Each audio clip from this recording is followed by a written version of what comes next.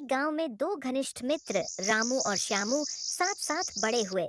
दोनों हमेशा एक दूसरे की मदद करते थे, लेकिन उनकी सोच अलग अलग थी। रामू मेहनती और ईमानदार था, जबकि श्यामू थोड़ा चालाक और लालची था। पहला दृश्य, खेत में बातचीत। रामू और श्यामू अपने खेत में काम कर रहे होते हैं। श्यामू थक कर बैठते हुए। अरे यार, ये खेतीबाड़ी बहुत मेहनत का काम है। क्या ही फायदा। श्यामू, मेहनत का फल हमेशा मीठा होता है। अगर हम ईमानदारी से काम करेंगे तो सफलता जरूर मिलेगी। लेकिन उसके मन में कुछ और ही चल रहा होता है। एक दिन दोनों दोस्त जंगल में लकड़ियां काटने जाते हैं। अचानक उन्हें एक पुराना संदूक मिलता है। रामू, देखो, ये तो कोई खजाना लगता है।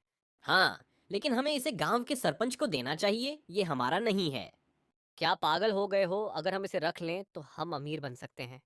लेकिन यह गलत होगा। हमें ईमानदारी दिखानी चाहिए। श्यामू मन ही मन सोचता है कि रामू को रास्ते से हटाना होगा। वह एक चाल चलता है। जब वे गांव लौट रहे होते हैं, तो श्यामू अचानक रामू को धक्का दे देता है, जिससे वह एक गड्ढे में गिर जाता है। श्यामू, तुमने ऐसा क्यों किया? अब ये खजाना मेरा है और मैं गांव में जाकर कह दूंगा कि हमें कुछ नहीं मिला। श्यामू खजाना लेकर गांव चला जाता है, लेकिन जैसे ही वह संदूक खोलता है, उसमें से एक नागिन निकलती है। तूने अपने मित्र के साथ विश्वासघात किया है। अब तुझे इसकी सजा मिलेगी। उसी समय रामू किसी तरह गड्ढे से बाहर निकलकर गांव पहुंचता है। श्यामू ने मुझे धक्का देकर खजाना चुराने की कोशिश की।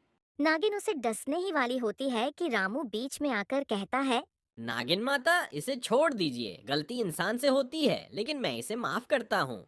नागिन रामू की ईमानदारी देखकर वहां से चली जाती है। श्यामू अपने किए पर बहुत पछताता है और रामू से माफी मांगता है। मित्रता में माफी से बढ़कर कुछ नहीं होता।